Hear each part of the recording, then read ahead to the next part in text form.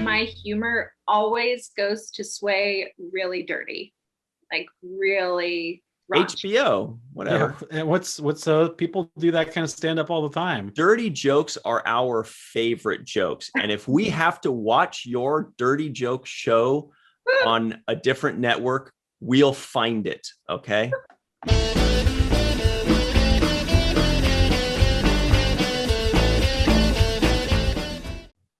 Seinfeld started in 1989, believe it or not. Seinfeld was originally supposed to be called the Seinfeld Chronicles. What? Seinfeld was a flashback to the early 90s. Hey, everybody, and welcome to Fallingtower's Watch the First podcast, the podcast in which we watch the first episode of a series so that you don't have to. Michael Kenyon Rosenberg, I feel like you're lying to us, but maybe not. What we do That's is absolutely true. Yeah, absolutely true. Really? Joining us, as always, suspected liar, but proven truth seeker and truth sayer, Michael Kenyon Rosenberg. I only speak the truth, except when I say lies. But those are always true also. Especially the lies. The lies, as Ryan would say. From Garrick. Joining Garrick, us yeah. For this episode, superstar actress, writer, and producer, Kat Geren. Hi, guys. You guys know her, you love her. She's great. She's awesome. My name is Ryan T. Husk, and I feel like I kind of fit in to this scene right here. You really do. Right. You really do. Looks like you're there. Today, we're doing a review of Seinfeld, which was originally 1989. I thought it started in 90 or 91, but 1989 was the first 89, episode. yeah. We're doing the very first episode called Pilot. And if you'd like us to review the first episode of a series, just say WTF and the show. Be it Cheers, you could say WTF Empty Nest is one I always say because I always panic and run out of ideas. You could say WTF Will and Grace, and that stands for Watch the First. Let's get into it. Let's talk about it. How you guys doing? Don't forget to like, subscribe, all that good stuff too that Ryan always forgets to say, but that's the important thing, is to tell us what to watch. Do our jobs for us so that we don't have to say, what are we going to watch this week? And comment that below, by the way. Don't just yell it at the screen. Yeah. Good point. Excellent point. Let us know. And also hit the notification bell for notifications. Bing. Do we just go into my favorite part of the show? Yeah, this is it. So glad we get the first thing we do is my favorite thing, and it's called predictions. Predictions. It's all his least favorite after that. Downhill. Yeah, Michael and I have known each other for quite some time now, more than 2 decades. And so we pretty much know each other pretty well. Can always... that be right? That can't be right. 2 decades? You forgot to spring forward on your watch, Michael. Dang it. Yeah. So we can predict if the other person's going to like the show. And we think Kat zoomed in on her very first time and predicted us really well. So she's a very well. Yes. Yes. Okay, first things first, Michael. I predict Seinfeld. I think you liked it. I think you weren't blown away by it. To quote History of the World, Part 1, you would say, nice. Not thrilling, but nice. Yeah. I think that was Dom DeLuise playing Julius Caesar. Julius Caesar, yeah. I think, Kat, you liked it, but not a ton. You're like, okay, it's fine, it's cool, but it's not the Seinfeld I remember, if you remember any of it at all. What do you think, Michael? I think Ryan did like it. Similarly, not thrilled, but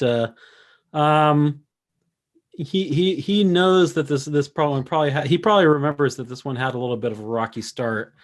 And then also, I was looking it up. The first season only goes 5 or 6 episodes, so really most of it does take place in the 90s anyway. So but I would say that Ryan is probably about 6.5, 7. And Kat, I don't think that she liked it. I think that she probably was watching it and was like, oh, I've heard a lot of good things about this Seinfeld show. People always say all these, oh, how Seinfeld's such a good, funny show. And then she watched this one. She's like, man, people must be idiots. Now, everybody at home, make sure you're putting in your predictions because you've seen Kat a few times. You've seen us quite a few times, hopefully. So put in your predictions if you think I liked it, Michael liked it, Kat liked it. What do you think, Kat? I think that Ryan didn't like it very much. Was on the lower tier of like 3, 4. You were not a fan. And Michael, I think you were slightly higher than lukewarm. Okay. Bold predictions. Okay. So everybody tabulate your predictions, and Michael is going to tell us what this show is about in his own words. In the words of IMDb, the continued misadventures of neurotic New York City stand-up comedian Jerry Seinfeld and his equally neurotic New York City friends. In this episode, Jerry and George argue whether an overnight visitor Jerry is expecting is coming with romantic intentions. Dun, dun, dun. That was shorter than I expected. I thought I had more time to shuffle with my papers. No, that's all there was on there. All right. So, folks, and that pretty much says it all, right? I mean, that's... Folks, this is going to start to give away whether your predictions were right or wrong, because we're going to talk about what we expected versus what we got. Yeah, that first segment, we call it the Magic 8 Falling Tower. I like that. And then this next segment, we call it the Expectation Zone. Ooh. I don't know. I'm just throwing stuff out there, but we don't really have names for these things, but give us names, please. This is what did you expect versus what did you get? That's a short roll off the tongue title, right? No, it's gotta be sexier than that. It's gotta be like Expectations. Yeah, there we go. So, Michael, before you watched this first episode, what did you expect? Well, I will spoil a little bit by saying that I have seen all of Seinfeld a couple times, and so I've seen this first episode. Maybe this is probably the 4th time that I've seen it. So I've probably seen the first episode like maybe 3 times before this. And so what I was expecting is, I wrote this down. Let me see. I was expecting a ho-hum start to one of the funniest sitcoms of all time. Mm-hmm. Did I get that? We'll have to see. Can I go?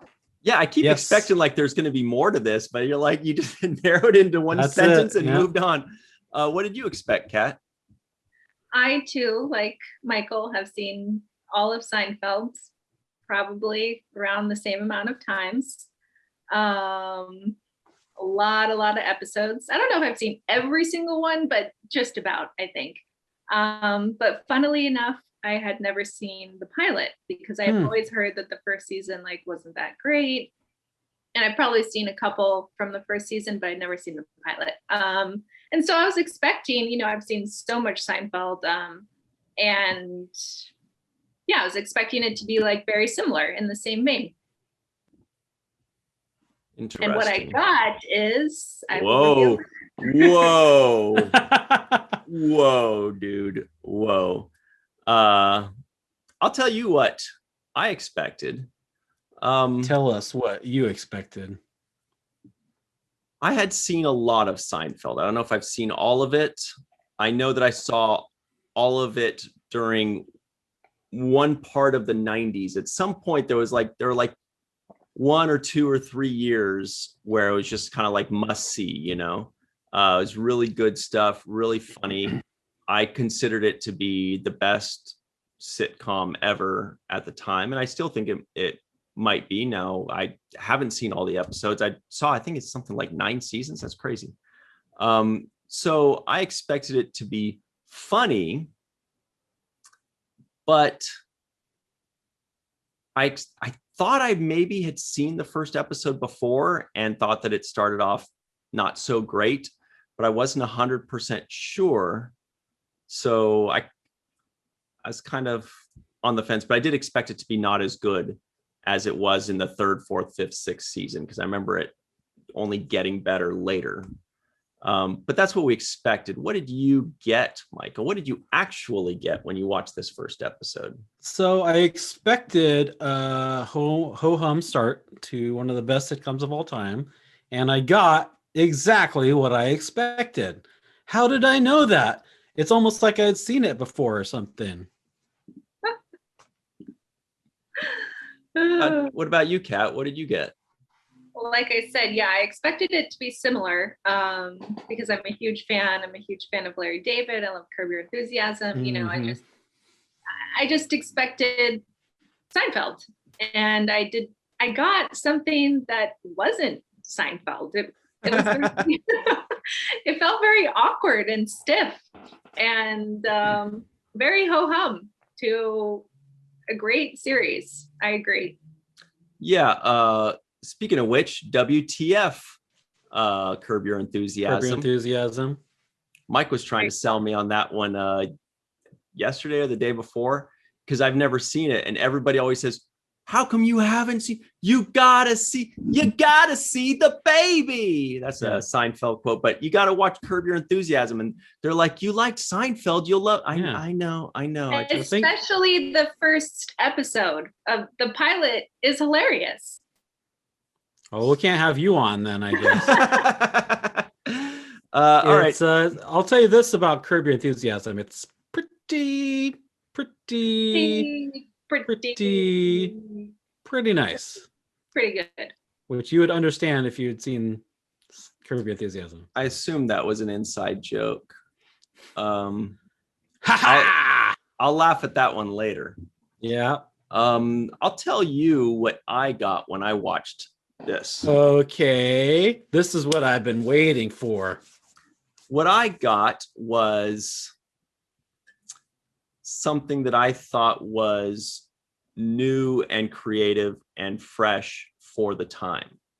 It had a new formula that I don't know if it had ever been done before, but you know, having his stand-up comedy in there in between most scenes, and a show that, as they joke about later, was truly about nothing, especially how it ended. I was almost shocked. So more on that later, but that's what I got. Was I was mostly like, wow, this is, it was a good idea and a good formula.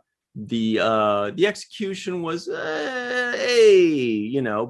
but I can see why, you know, it got many chances to not be canceled until it finally got really good.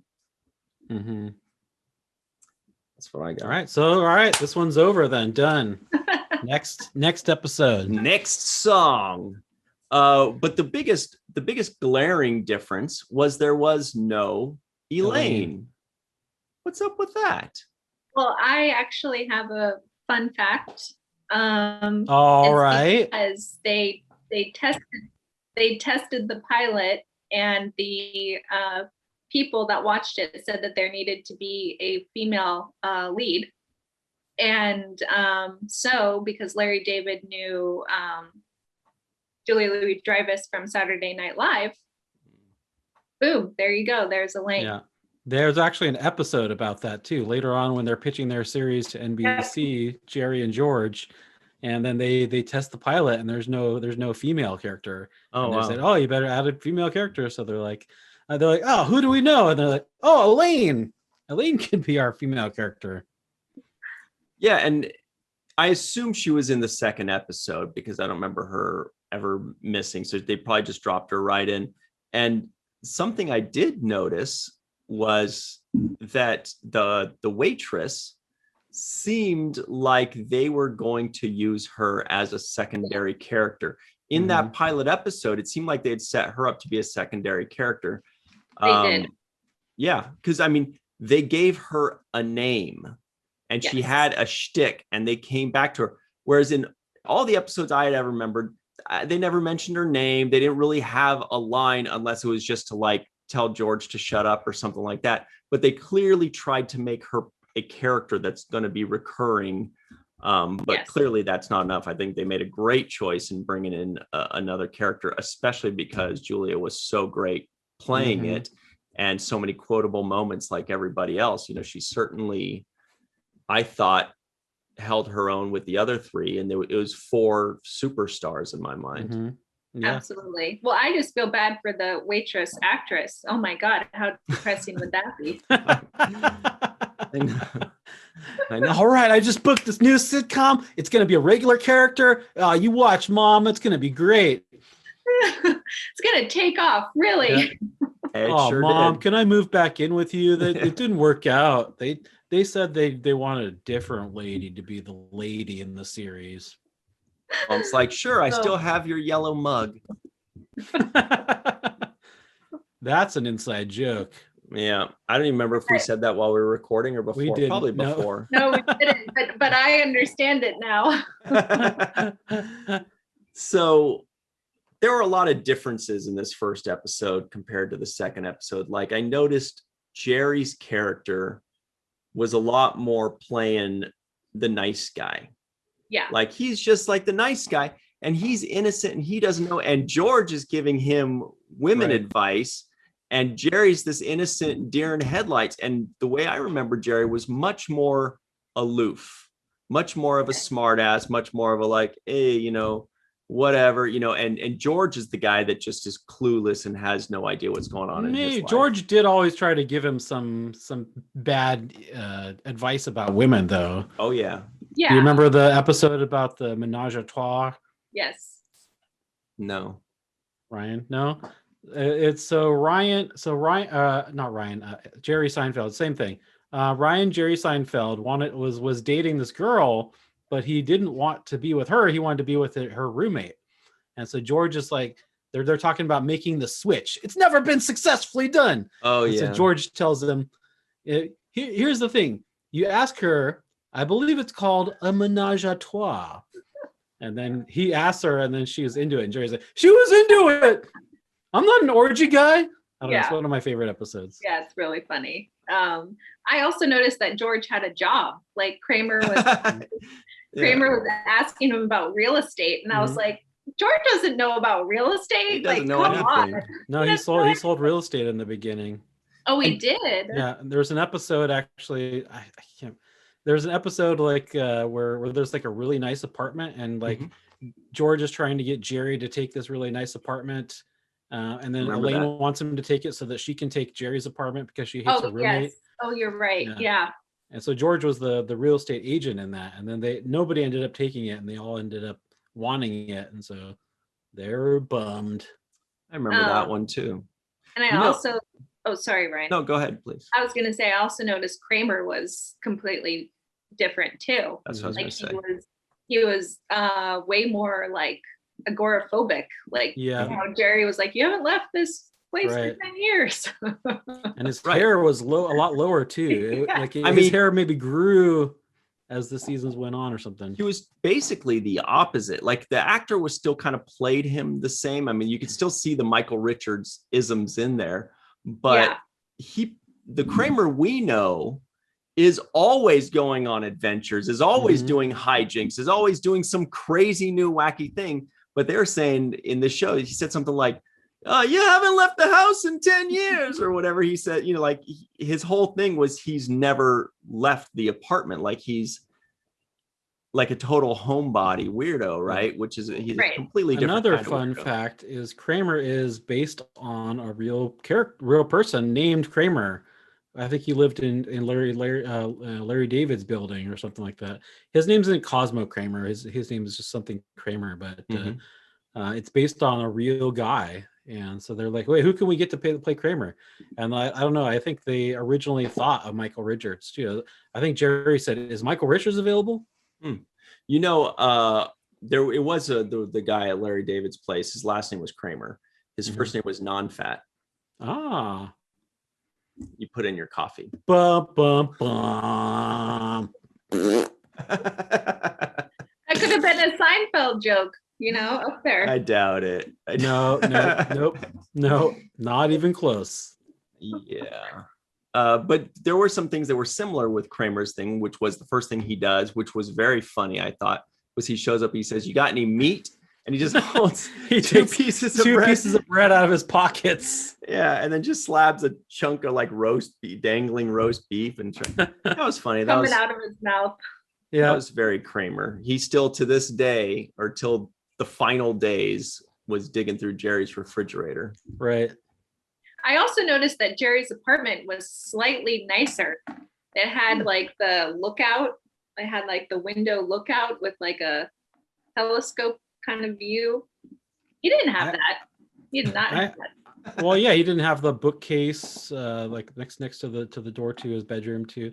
Mm-hmm. But actually, I want to talk a little bit about Jerry's apartment because there's actually a recent meme that I've been seeing about how Jerry's hallway cannot exist. What? Somebody like took his apartment and like extended his hallway, and you can see it goes right into his kitchen. Well, why can't it go just around? But it doesn't. When you look when they show Jerry in his hallway, it's a straight hallway. Huh. I can't tell what part's facing what. I don't know. Oh, I see. Okay, so the front door is right there next to your shoulder, next to your arm. But here, let me just get out of the way. Bye. Be like a weatherman. Be like a weatherman and like. Yeah. So as you can see right here, Jerry's door goes out to this. Oh, I see. The hallway of the apartment complex. Right. I get it. Yeah. Very interesting. Yeah, you're right. Go the other way. Yeah, so I guess there's this some dude built this little model, and this is his thesis is that Jerry's hallway could not exist in real life.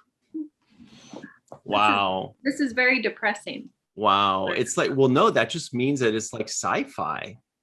It's like it's like the Doctor Who. It's like the TARDIS, right? Yeah, exactly. Ryan gets it now that he's seen Doctor Who. Now, remember, there's always supposed to be a Superman thing, in every episode, right? Jerry likes to have Superman, and I think he was in the bookshelf before. I didn't look for him in this episode, right? So I don't know if he was there. This bookshelf was missing in this episode. The bookshelf right here. Yes. That I'm touching with my finger. Yes. So maybe there wasn't a Superman in that one episode. But anyway, so like maybe this was some weird like DC Comics Superman special hallway that was created by, some thing. Maybe this was a sci-fi show. I think it was a filming set that they filmed on. In Los Angeles. It wasn't practical, yeah. Well, you have your theories, I have mine. I think it was at CBS Studios, wasn't it, Ryan? Didn't you know that? Yeah, I visited it. Or at least, no, I went to the outside. And was it CBS or was it NBC? I think it was CBS. It was NBC shooting at CBS. I think that's what it was. That's how they're all in bed together, all those guys. Yeah. So what other differences did you notice, Kat? I mean, and don't say it just wasn't as funny, because that's just hurtful. Well, it wasn't.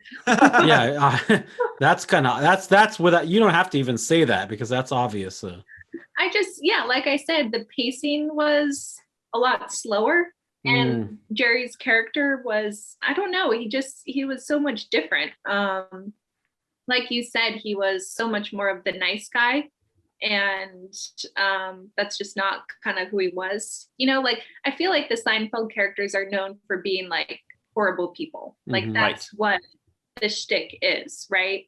And it came off as like they were like nice people. That was the most glaringly obvious thing to me. Like caring about the girl like sleeping in the living room instead of the bedroom, you know, like that was so. Why even give her a chance? Jerry. The funniest thing was when George says, he says, you might as well invite another man to be with her. You're gonna put another bed. What do you might as well invite another dude, or however he worded it. But that was a funny line there, I thought. Yeah. And I'm reminded of the time that Jerry said, well, I don't want to be a pirate. I don't know why. She was a low talker. Low talker.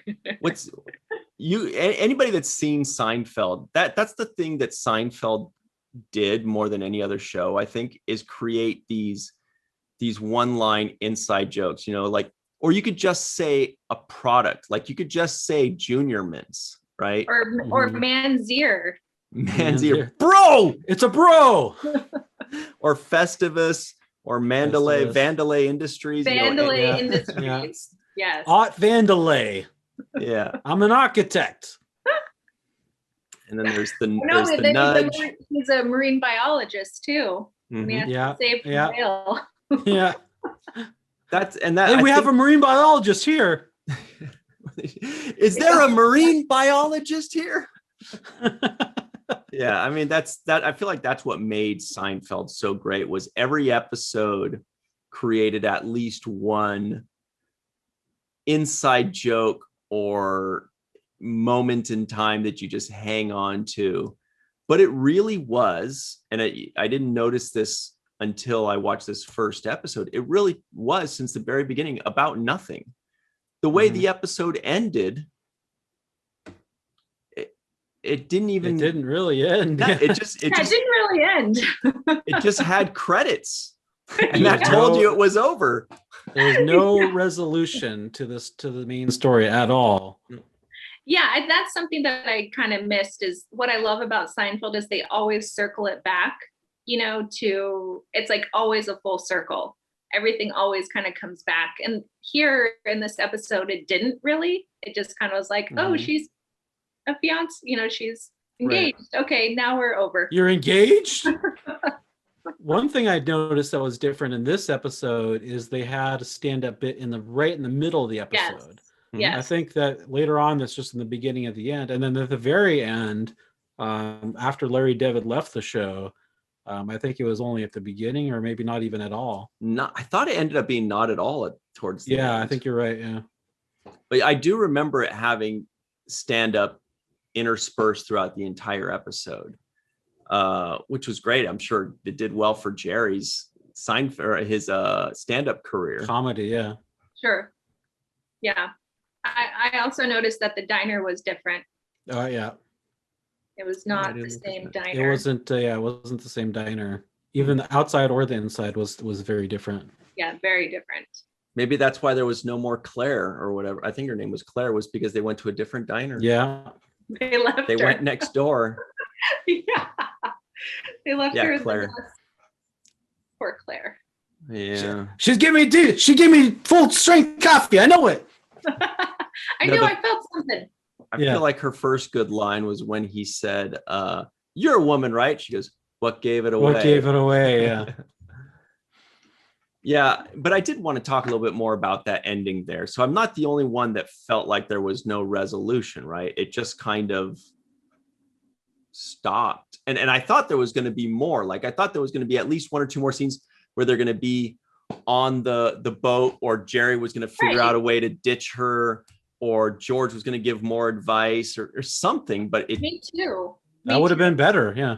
Exactly. But I was like watching the time, and I was like, there's no way they can like wrap this up like by the end of this episode. There's like not enough time left. And me too. And I didn't love the stand-up comedy all throughout, I'll be honest.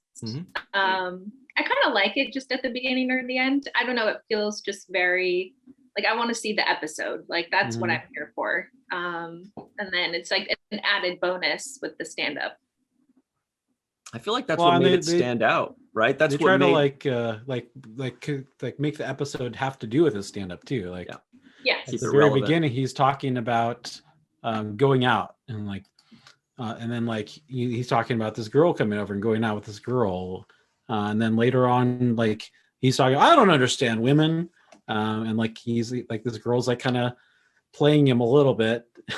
The funniest part to me was when they're in the airport. First of all, that could never happen today. You can't wait at the gate for somebody to get off their plane post 9/11. No.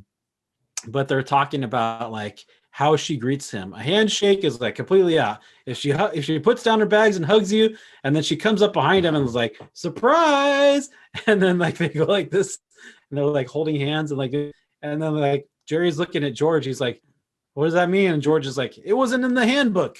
Yeah. It wasn't in the playbook. I thought that was the best moment of the episode. Like that was really smart, agree. and that was very Seinfeld. And yeah, when Jerry Agree. looks at George, he's like, because we're all thinking the same thing. Like, Right. what does that mean? And so Right. we're watching Jerry, and Jerry looks at George, and we're like, tell us, George. And George goes, and I was like, that's where you find those little gold nuggets where you're like, okay, this show has Mhm. promise. Right. Yeah, for sure. Why even give her a choice? I took a lot of notes on this episode just because there were so many lines Mm-hmm. that I thought were good. I think I thought this was better than you guys thought it was. And it was better than I expected. Oh, but here's one thing that's kind of sad.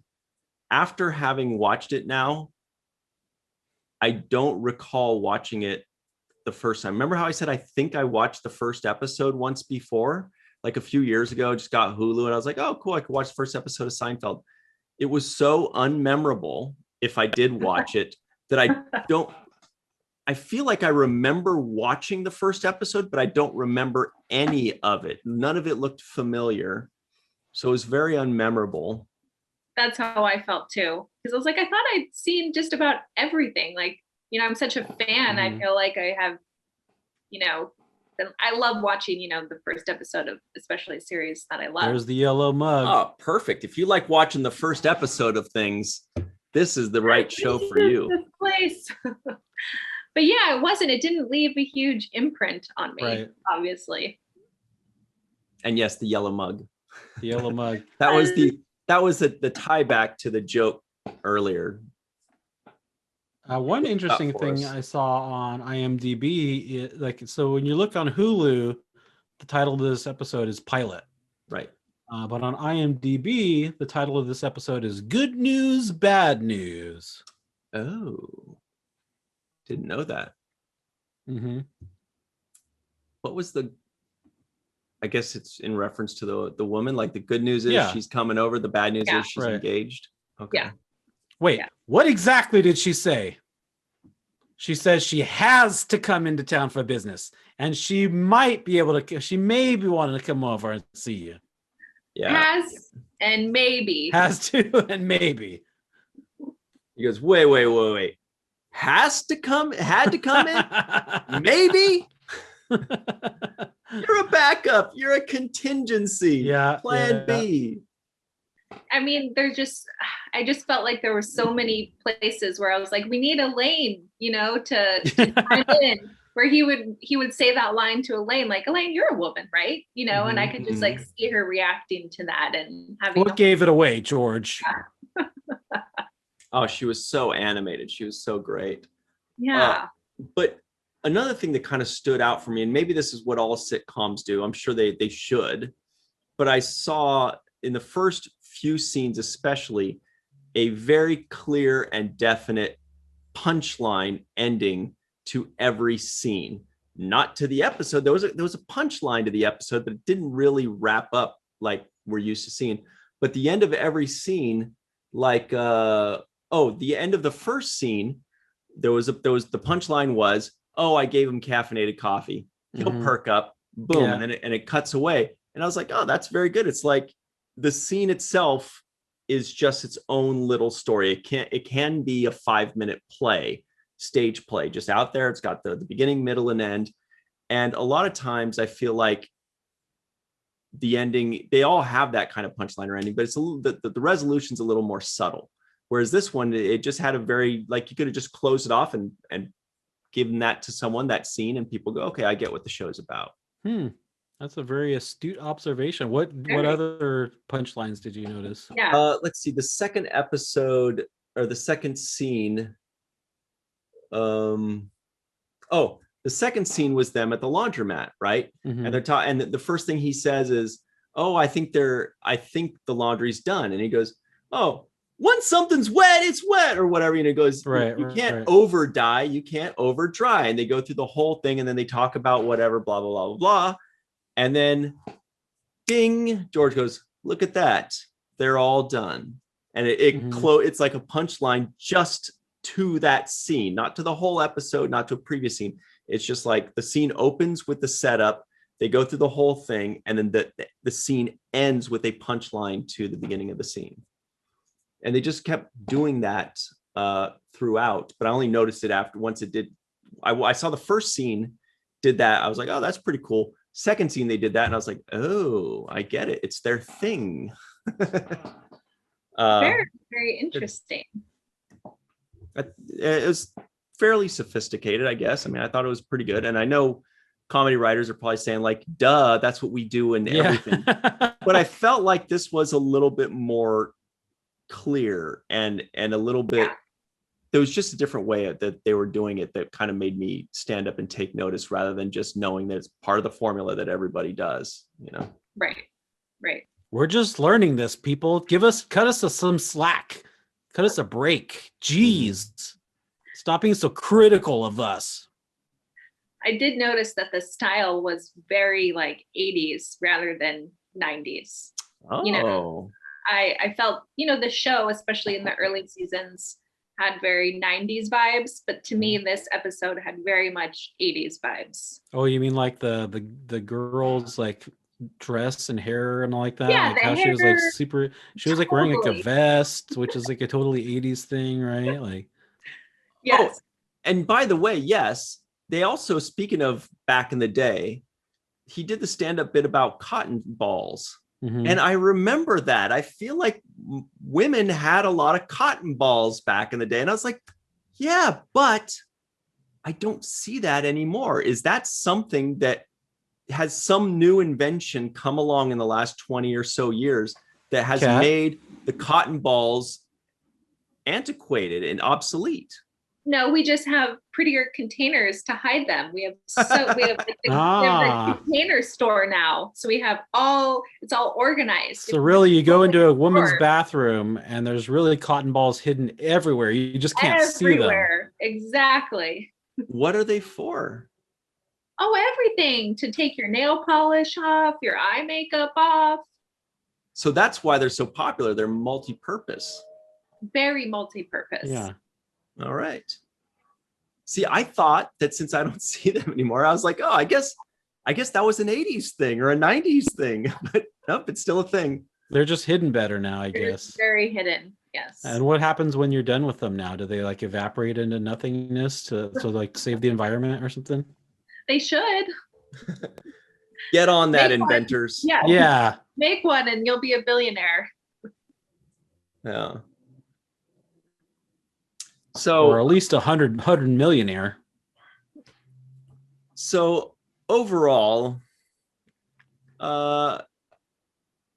it did have a bit of the 80s feel to me too, but for me, I was a little bit more just kind of, once I accepted it wasn't going to be as good as what I knew, because those middle seasons of Seinfeld were like the gold standard to me. Yeah. But this was good in a different way, in just a way that I was like, oh, so I think what they had was a fresh take. And to talk about what you were mentioning, Kat, about the stand-up, I too preferred the stand-up not being in there and just watching a good show. But that's because the show got so good that we didn't want the interruption. We just wanted more show. But back then, maybe that's what made it stand out, was that it had this new cool, this hip new stand-up comedian and his show and all that. And so I'm glad they made the change and took it out of there once they didn't need it anymore, because it got a little tired, right? Yeah. What do you think, Michael? Yep. Agreed. We all agreed on that. Mike, if you were to do a sitcom, would you put your stand-up comedy in there?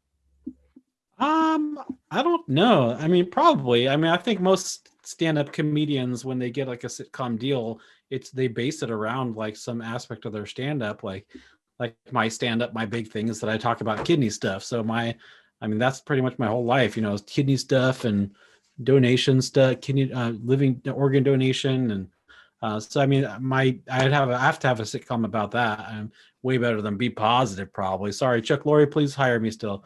But I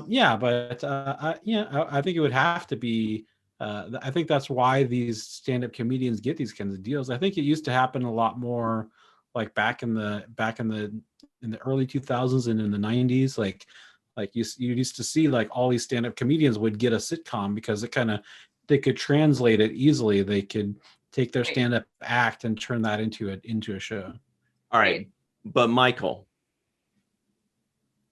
if you were to pick 3 of your stand-up comedy bits to be like in the first 3 episodes of your sitcom, what would they be? Like elements? Why didn't you give me this homework assignment before we started recording the podcast? And I could have like given you a really good answer instead of having to like think up something dumb on the spot. Well, anybody can think of something dumb on the spot. You have to think of something fun. Let's go. Let's check. Let's go back to the notes here. Let's okay. See. So while Michael is looking back at his notes, Kat, Speaking of Kat, yeah, I guess I could have one with because I've got a whole bit about how my cat likes to puke a lot, pukey lukey. He runs to the carpet, like when he's all standing on the tile, he runs to the carpet to puke. Of course. Just to spite me. So that is a good episode. You're right. That's very good for an episode. That could be a good episode. I could never do it. I could never do stand-up. I would love to, but my humor always goes to Sway really dirty, like really raunchy. HBO, whatever. Yeah. And what's people do that kind of stand-up all the time. Dirty jokes are our favorite jokes, and if we have to watch your dirty joke show on a different network, we'll find it. Okay. Michael and I aren't going to be shy about dirty jokes, but please. I mean, continue, Michael. Honestly, just because you're like a sweet girl, like they probably would hit harder because they wouldn't expect it. They'd be like, yes. You start telling raunchy jokes, they're like, whoa. Right. Right. When Michael and I do it, they go, ugh, boys, these guys. But if you do it, they'll be like, hey, I wasn't expecting that. Another episode could be like so I have a joke about so this joke goes into a musical number, but I wouldn't have that in the episode. But I could do an episode about how when I was like getting ready to start dialysis, they told me, hey, you gotta like cut back on your potassium because your kidneys don't work so well. You can't flush out the excess potassium. And so I couldn't eat bananas and avocados and oranges, and those are like some of my favorite fruits and foods, and so that would have been a bummer. I could be like, I don't know how to make it funny as an episode, but maybe I'm like going through my refrigerator, throwing out all these foods that I love and crying about it or something. I don't know. It's definitely an episode, though. You're right. That's the subject matter. That's a filler episode. That's the episode before the finale. Yeah. You got a third one for us? Peeking on the carpet. Yeah, that's definitely the winner so far. Yeah. Kidney transplant list. Oh man. Oh. I've got a joke about how like when you tell people you have kidney disease, they always want to tell you about some article that they saw on Facebook, like, oh, have you tried kiwis? Oh, try this kidney cleanse that I read about. That would be good. And maybe I could try it and get really sick or something. I don't know. That's a good one. Hilarious. That's a good one. I That's like three that. things. There it is. Boy, oh boy. There we go. And all you had to do was wait forever for me to come up with those ideas. Get to writing it. All right, let's go back to Fallingtower. Watch the first podcast. Seinfeld. I like that bit. That was fun. That was fun for me. I like that. That was less fun for me. Yeah, That was more stressful for me. that makes it even more fun. I know it. Yeah, Your I know discomfort gives me comfort. you. I know Curtis, man. Yeah. I could definitely see something with the puking cat. It would be really funny if, someone who came over and they it was an awkward moment. It was like a date or something. And I don't know. Are you going to have like a Jerry character that walks in and sees the puke and he's like, "Wah!" or something like that? He looks at a Kramer. The cat just puked. That could be you. There could be an episode where Ryan. There could be an episode where Ryan tries to put me in all sorts of uncomfortable situations, just for his own amusement. Yeah, that's life. Yeah. Anyway, so that being said, Kat, now that we've put Michael on the spot for a while, let's talk about you for a little bit of time. While Mike points right. Oh, no, you missed. You just pointed right over her shoulder. Woo! There we go. So, Kat, you are an actress. You're also a writer and producer. You've written some things that have legs and are very exciting, but you're also working on some new projects as an actress. Is that right? I am. Yeah, I just shot a short film, kind of little crime drama thriller called The Drop. The link is below. Oh, it sure is. Bad girl. All right. Thanks for putting that link down there. That means I don't have to do it. But she's right. Everything will be in the description box below because Mike's going to do it. Anyway, Yeah, please, please continue. Maybe. I play a bad bee, bad girl who will do anything to make sure the job gets done. So some gun action, some fighting, some bad words. Very, very cool. Sounds hilarious. Yeah. Is that like a Wonder Woman bracelet? It could be. That's how your character deflects the gunfire. Wonder Woman. And what's that one called? It's called The Drop. Oh, that's right. You said that. The Drop. Now, and we'll drop that link down below. Yes. Did you just shoot like one episode or a whole season, or what's the situation with that? Just a little short film. It's just a short, but yeah, it's really great. And people I worked with are great. We'll be continuing to make more content. And I shot some of my own personal stuff. I shot a little short film, a dramatic short film about a couple that are going through a divorce, very emotional, very sad. That also sounds hilarious. I know. Yeah. Makes you cry for the sad reasons. And then I finally have a shoot date for my web series that I've been plugging for so long.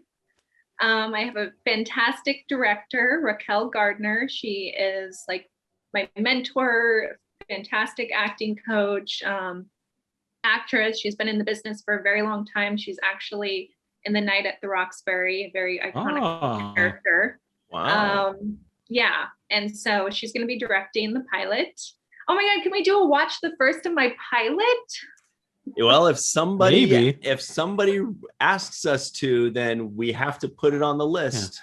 Yeah. But we'll warn you, Ryan will be brutally honest. I'll probably be nice about it, but Ryan, you know him. Don't make me look back at how mean you were to other shows that I liked very much. Yeah, sorry about that. But while I look back and throw it in Michael's face, Pat, can you tell us more about this project? Yeah, so we're shooting in late May, and fantastic director. I have someone attached who I am hoping will come through, and they're very exciting, and I wish I could tell you, but we'll see if schedules permit. Just tell me. And but yeah, it's about a girl hitting kind of age 30 in a midlife crisis. She's, realizing she doesn't have anything she hoped for by age 30, so kind of breaks down and dates all the wrong guys, and she lives in LA, so there's plenty of those. Yeah, plenty of those. And it's hilarious. It's funny, it's cute, it's relatable, it's just an overall good time. Very, very fun. Yeah. Sound like she was describing herself. She's like funny, cute, relatable, good time. You're gonna love it. It's cool. It's a microcosm of you, of the writer. I do play the main character, so that's perfect. So yeah, hopefully it will be out by like July. We'll edit it and put it out there. How many episodes is it? We're just shooting the pilot, but it has a 10 episode arc 10. that we'd love to do. That's exciting. Well, we only watch the first of things anyway, so that'd be perfect for us. So we'll be all set there. Well, that's really exciting. We'll definitely include the link in the description box below to the other 2 projects. And when this one comes out, we will include that one in the description box below. At the very least, next time you come on and talk about it and say, hey, have you guys seen our show yet? It's in the description box below. Check it out. And then we'll be like, oops. No, we'll probably see it. Now, definitely. Absolutely. Wait, how long is it? About 15 minutes. Oh, okay. Yeah, we'll watch that for sure. Yeah, we'll watch the hell out of it. We'll watch the shit out of that thing. It's when the first episode is something we go, oh, we'll review the first episode of this thing, and it says like 86 minutes. We're like, what? That's a movie, dude. Come on. Now, shifting gears a little bit, Michael thinks it's time for the Terrible Twos, but it's not. Nope. It's also not time for the bottom line. No, it is time for me to throw it back in your face and say, Michael Kenyon Rosenberg, Robotech. We did Robotech, if you'll recall. I had to watch it. What? You got to watch it. Kat was with us. She can vouch for this. I gave it like an 8 or something. Let me just confirm this. I gave it an 8. I'll just remind everybody. All over it and gave it a 3. At least I'll remind everybody to give it a 3.2. I'll remind everybody that I liked Robotech a lot when I was a kid, and then Ryan came back and ruined all my memories of all my childhood memories of this wonderful show that I loved, and he pooped on me. He opened up my mouth. You said you were into that. Right in my mouth. Okay, and another one. I do not like that. Black Sails was terrible. Was good enough. And you said it was terrible. You gave it a 2.5. Kelly and I gave it 7s each. Nope. Anyway, so now it's time for the bottom line, aka the Terrible Twos. Here we go. Big money. Final round. The bottom line. Now, these final 2 questions are the most important questions of the day. So those of you who just want to know the answers to the test and you want to cheat, those of you that don't ever take the scenic route, those of you that, I'm not going to get there. That was going to sound dirty. I'm not going to say that third example. Ryan. I can't do it. But this is for you, the people that just want to skip ahead. We're not dirty. Kat can be dirty in her stand-up comedy, but we're not dirty. First question is, Michael Kenyon Rosenberg, on a scale of 1 to 10, what would you give the first episode of Seinfeld called Pilot or Good News, Bad News? Yeah, either one. Well, I knew you were going to ask this question, Ryan. What? So, I actually did think about this, and it's with great sorrow that I have to give this episode a 5 out of 10. Obviously, like for me, like Kat and probably Ryan too, like I was remembering all the great episodes of Seinfeld, and this one did not live up to that. I did not have a resolution at the end. It seemed like they were trying to stuff in stand-up comedy at the expense of the story that they were telling. And yeah, for all those reasons, I wish I could give it I'll give it a 5.5. I'll tell you Whoa. that. I'll give you an extra 0.5 just to What a guy. just to put it on the good side than the bad side. But 5.5, and yeah, it's just it was, like I said, a ho-hum start to one of the greatest sitcoms of all time. So Okay. Well, what do you think, Kat? Scale of 1 to 10. Is it on the good side, on the bad side? You gonna give it a 10?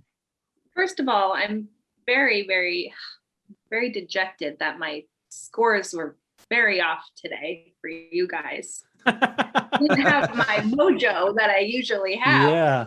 Wrong here. So maybe we can cut that part out. That's true. That's true. Yeah. At least you have your bracelet. Yeah. You laughed at our jokes. You brought some of your own jokes. Yeah. I think it's forgivable. Yeah, you still have a smile, so that's all right. All right. So this is going to be a little biased, I guess, because I just love the series so much. I can't give it a 5. I just can't. So I will say it's 6.6. Ah. Is there a third decimal? 6.8. Okay. 6.66. Yeah, that's what our concern was. 2/3. Okay. Ryan, Okay. now it's your turn to be in the Well- hot seat. Well, This is what I've been waiting for. last night when I watched this, I gave it a number, but it was a soft number because I want to see how I felt about it after talking it out, after letting it bounce around in my head. That's why I give it the extra 0.5 actually too. So Yeah, exactly. So it was not as funny as I remember, but it was funnier than most shows at that time. You put it up against 1989 sitcoms, and it's probably funnier than most of them. It was better than I expected. It was better than I remember thinking it would be, if that's a thing. And it was innovative and creative. It lost points for not having any, closure, but it had a punchline. That's what it was. It was just a punchline at the end, but not closure. So maybe that's kind of what their formula was. They're like, every scene is a setup and a punchline, and so the episode is a setup and a punchline. They're like, it ends on a punchline. What's the big deal? So for that reason, I'm sticking with the number I gave it last night, and that is a 7.5. Yeah. Wow. Yeah. Good. Yeah. Now, but the show itself was way higher. So this is, definitely much worse than what the show was later. Right. Shows like a 10. Yeah. So I don't know if I would give it a 10, but 9.8. definitely high up there. I'd give it like The a show 10. as a whole, but Loved it. Now, Michael Kenyon Rosenberg, for the purposes of this podcast, we all had to watch the first episode of Seinfeld. But now that the podcast is over and you are free to move about the internet, would you, theoretically speaking, of your own volition, watch the second episode based on the merits of the first? yes. Yeah. Yeah, I would. Wow. Even though I gave it a 5.5, I would still watch the second, even just if I was like seeing this for the first time. It's hard to say that though, because like we've all seen so much Seinfeld in our lives. So it's hard to say like I similar to Kat too. I'd seen a lot of Seinfeld before going back and rewatching the whole series. And so, I would still. I mean, I have, and I will again. So, What about you, Kat? Would you watch the second? Absolutely. 100%. Absolutely. And I have. So, I mean. so there you go. Now, Here's the moment that I've been waiting for. I almost just changed my number because we had a 5.5, a 6.6, and I did 7.5. But I'm like, but then if I go 7.7, that's just dishonest. I don't feel that way. I don't feel that way. Yes, I would. I would because, and I'm putting myself in, if I'd never seen any of it before, ever before at all, I think I would out of curiosity because it had a fresh take. It had a new take. It was different than what was going on. It had some interesting things. It didn't kill me, but it had enough interesting quirks and creative aspects to where I would be curious enough to watch a second episode, surprisingly. But even though the hallway couldn't exist? Especially because of that. Ah, nice. Yeah, I love that. So that's it. There you have it, guys. Quick math tells us it's an average of about a 6.566 and 3 yeses and big money. So if you'd like us to review the first episode of a series, just say WTF Friends or WTF Above and Beyond or Space Final Conflict or WTF Andromeda. Wasn't that the Gene Roddenberry thing? Andromeda? No, I don't know. I think Robert Hugh Wolf worked on it though, right? Yeah. What was the one that Gene Roddenberry did? Star Trek. No, but it was a little later. It was Oh, Star Trek: The Next Generation. no. Anyway, but thanks very much for joining us, Kat. You're always great. We love having you. Thank you for having me. It's always so fun. I love it. Thanks for putting up with us again. I know. Mostly Ryan. And please remember, everybody at home, to not just in the comments tell us what you'd like us to review, but give us a like. Share this with your friends. Tag your friends. Harass them. Please be sure to subscribe and hit the bell icon for notifications. That is the best way to support this endeavor, is to just like and subscribe and comment and share us around. Any final words, Michael? No. No is my final word. Well, and I guess we'll just have to say you have some final words though, right? Might as well, because I'll tell you, this podcast was kind of a mishmash of an 80s and 90s sitcom and creating Michael's new sitcom. This podcast could not exist in real life. This podcast was mind-blowing. Hell yeah. So everybody at home, just remember what Michael Kinner Rosenberg always likes to tell us. I always say to don't forget to register to be an organ donor. But then and before that, I always have said to don't forget to watch the first of things. That's right, people. That's what we do.